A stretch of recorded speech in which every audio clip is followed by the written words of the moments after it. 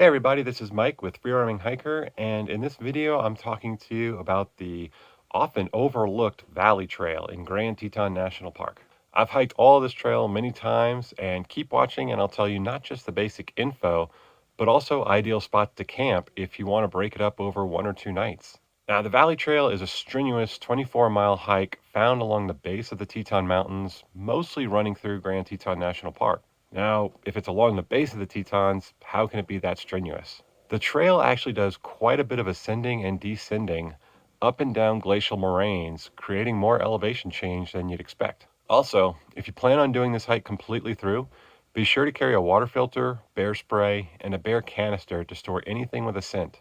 You're not likely to see grizzlies along this trail, but black bears are common, and proper food storage and bear safety is required by the park, and for good reason. Also, if you plan on camping along the trail to backpack it over multiple days, a park permit is required from the park. The southern terminus for the trail, and where I'd recommend beginning, is in Teton Village just behind the Bridger Center, which is just north of the tram. The northern terminus is often misunderstood, and so I went and asked the backcountry rangers at Grand Teton National Park to figure out where exactly it is. Initially, I thought it was at Trapper Lake. While I was asking the question to a ranger, another hike acquiring a permit insisted it was at the Lupine Meadows trailhead. The ranger finally answered that it's neither spot, but is actually where the String Lake Loop intersects with the Paintbrush Canyon Trail. In between those 2 points, though, is an astonishingly scenic and frequently overlooked trail that balances out sublime solitude with classic Teton views. As touched on, this trail can be done all at once or it can be section hiked. If you're doing other trails in Grand Teton National Park, it's possible you'll even do a little of the Valley Trail without even realizing it. How so? Well, let's jump in to cover that. As I mentioned earlier, the southern terminus and the origin point I'd most recommend begins at Teton Village right behind the Bridger Center. Signs point you up in the direction as it parallels up the Tewanot Run for those familiar with the area in the winter. Regardless, the trail is easy to follow as it heads upward in and out of small islands of trees between ski runs. There's even a little rushing creek that creates a really nice atmosphere. As you near the top of this initial climb, the trail will veer into the run and you'll cross a dirt road a couple of times before dropping back into the forest. You might notice a maintenance yard on your left, and shortly after, you'll reach the boundary with Grand Teton National Park, officially leaving both Jackson Hole Mountain Resort and the Bridger-Teton National Forest. From here, the old forest quickly gives way to an immense aspen grove, staying with you as the trail descends to a dip in elevation. Through the aspens, you get an occasional view across the valley of Jackson Hole with the sleeping Indian rising high up on the distant horizon. At the bottom of the descent, a private trail will head off to the right, so continue straight where you'll begin gradually climbing again.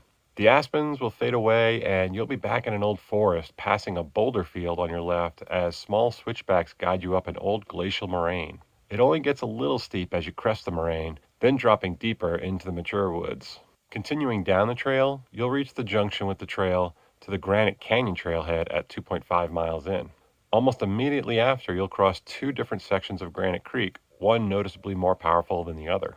At 2.6 miles in, you'll reach the junction with the Granite Canyon Trail. Continue straight to press on up the Valley Trail. The woods will be briefly broken up with a meadow, and you'll reach a forested overlook before making a quick descent. After crossing a small creek, you'll enter into a wide meadow with large aspen trees growing along its perimeter. The trail snakes through these aspens as it climbs steeply back into the forest and up another moraine. Crossing another creek and meadow, you crest the moraine and begin a gentle descent down toward the runoff of Open Canyon. This next stretch is fairly easy as you make your way up to the beautiful Phelps Lake. At 4.7 miles in, you reach the junction for the Open Canyon Trail, where you'll want to continue straight and make the easy ascent up the moraine. On top of the moraine are your first glimpses of Phelps Lake through the trees. The trail easily zigzags along the crest of the moraine through the forest before reaching the Open Canyon Cutoff Trail at 5.1 miles in. Once past the junction, the trail makes a steep descent down to Phelps Lake. Shortly after the descent, you'll cross Death Canyon Creek where the trail opens up into a meadow. You'll zigzag up to another junction where you'll want to head left to veer off to the Phelps Lake Loop. However, if you were planning on doing this trail for, let's say, 2 nights, or you just got a late start, there is a campground at Phelps Lake which would make for a great stopping point along the way. In that case, head straight and the campground is only about a quarter of a mile farther. Continuing on the Valley Trail from the junction, You'll climb through the meadow for 0.2 miles and reach another junction where you'll want to head right. The views of Phelps Lake will continue to get better as you begin to climb up a few large switchbacks, ultimately topping out at the Phelps Lake Overlook, aka another moraine. You'll likely notice an increase in day hikers here since this is not only one of the most popular day hikes, but also a popular starting off point for people accessing both Phelps Lake as well as Death Canyon, among other nearby areas. Beyond the Phelps Lake Overlook, the trail gets significantly easier as it descends from the moraine, with the next one still a few miles away. The trail will descend through aspen trees and meadows before reaching an old forest, and at 7.75 miles in, you'll reach the junction to access the Death Canyon trailhead. Continue straight to remain on the Valley Trail. The next 3 miles or so are likely the least visited segment of the Valley Trail. While it's not as picturesque as other parts of the trail, you do get some great solitude through the silent old forest with an occasional meadow offering up a really beautiful view of the Tetons. You'll also make a few small creek crossings should you need to top off on any water. At 11.2 miles in, you reach Beaver Creek, and almost immediately after, the Beaver Creek Trail. While not the most popular way to access Taggart Lake, it is an alternative that does see some traffic, so expect to run across a few more people for the next few miles. Heading left from the junction, you'll quickly begin ascending up the moraine that holds Taggart Lake. The trail emerges from the forest to make a short but steep climb up, and along the way, there are outstanding views of Jackson Hole to the south. Cresting the moraine, young forest vegetation will yield to an older forest as you wind down toward the popular Taggart Lake. A footbridge will bring you across a narrow part of the lake, and after passing a few scenic spots along the lake's shores, you'll reach another junction, this one with the Taggart Lake Trail. Continue straight, where the trail will weave through the forest along the lake's perimeter before heading back into a forest to climb another moraine. The trail will begin a climb up a few more switchbacks that show off some incredible views of Taggart Lake below. On the crest of the moraine, a thick forest surrounds your descent as you make your way down to Bradley Lake. Near the bottom of the descent, you'll reach another junction, this one with the Bradley Lake Trail forking off to the right. Head straight, and the trail will wrap around the east side of the lake, where you'll soon get some much better views of Bradley Lake, with the steep cliffs below Garnet Canyon rising above. If you're backpacking the trail and you're either looking for a good place for your second night or you are looking for a good halfway point, Bradley Lake is a great spot to consider camping in either case, and the last really good spot to camp from here. Heading on, almost mirroring Taggart Lake, a small footbridge crosses the far side of Bradley Lake at a narrowing of the lake where the trail wastes no time climbing up. This is another quiet section of the Valley Trail, so if you've enjoyed that aspect of the trail, relish it for a little more because it's the last one. The forest remains consistent until you reach a meadow with the Tetons rising high overhead. A switchback cuts back the other way, where you'll get some great views of Jackson Hole below. Once you crest the moraine, the trail wraps easily around the opposite side.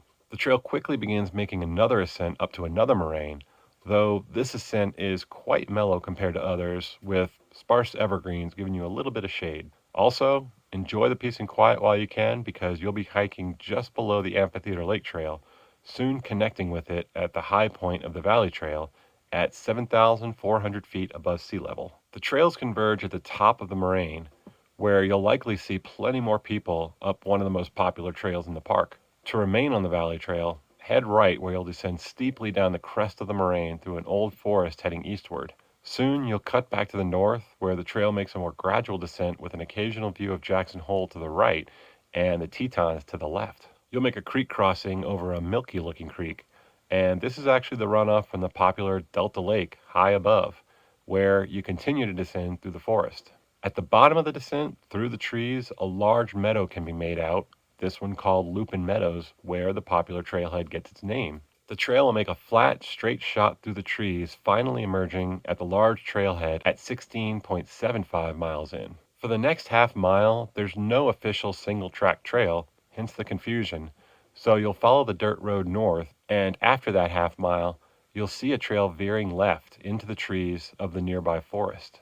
At this point, you'll connect with the Moose Ponds Loop, where you'll head right to continue along the Valley Trail. The trail parallels the dirt road, but despite its proximity, is still relaxing and easygoing. Over flat and easy terrain, you'll wander below the immense peak of Tewanot, with waterfalls crashing down from the higher elevations. As you begin to re-enter the forest, you'll reach the Moose Ponds trailhead indicated by a small parking area to the right. A short distance later and you'll reach the Ginny Lake Loop at 17.8 miles in.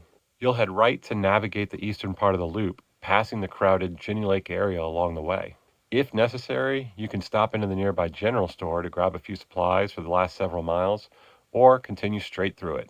Once beyond the Ginny Lake area, you'll pass the Ginny Lake campground and then you'll parallel the scenic one-way road where people often stop at the popular overlook along the way. Once you've passed the overlook, the crowd should dissipate again for a short while. From here, it's a peaceful meander through the woods with occasional glimpses of Ginny Lake and the cathedral group of Tetons off to the left. As you round around the northern part of the lake, the trail will drop into the woods as you begin to climb back up along the String Lake runoff. This will bring you back up into a meadow and down to a junction with the String Lake Loop. As inviting as that footbridge is to the left, continue straight, but don't worry, you'll have a chance to revisit the footbridge if you want. A large parking area is off to the right as you begin to wander around the shores of String Lake. The trail will leave that parking area behind only to come upon another one. With that one left behind, you'll cross a wetlands area before reaching the much larger Lee Lake Trailhead parking area. Depending on the time of day, this will likely be a very busy place with no shortage of people relaxing and enjoying the lake's shores, as well as in the lake itself. Beyond that main area, the trail heads back into the woods, making an occasional pop out along String Lake for incredibly stunning photo ops of the lake and the mountains. Viewpoint after viewpoint along the lake show off some of the best of the lower lakes' scenery. Eventually, you reach a junction where the trail for Lee Lake forks off to the right. Head left to continue along String Lake and the Valley Trail, and a short distance later there will be another junction where you'll want to head left again to cross another large footbridge. This large footbridge crosses the runoff from Lee Lake as it pours into String Lake, giving you yet another stunning view of the lake. Beyond the bridge, the trail gradually climbs into the forest, though it doesn't take long for the elevation change to begin to gain a bit more rapidly. After a couple of relatively steep climbs compared to the recent miles, you'll reach a junction with the Paintbrush Divide Trail, aka the northern terminus of the Valley Trail, at 23.6 miles in. Now, since this is a rather anticlimactic ending to such a fantastic trail, you can either head back along the String Lake Loop the way you came, perhaps with a side detour to Lee Lake, or continue along the String Lake Loop to loop back around to the trailhead with more incredible views of the surrounding terrain, crossing that inviting footbridge from a few miles back. So that is the whole Valley Trail, and if you have any questions about it, definitely feel free to leave them down in the comments below. And there's a link to this trail in the description that points to freeroaminghiker.com, my website, where you can read more about it more thoroughly and get maps and information about it regarding that. And if you like this video, please like and subscribe, and thank you for watching, and happy trails.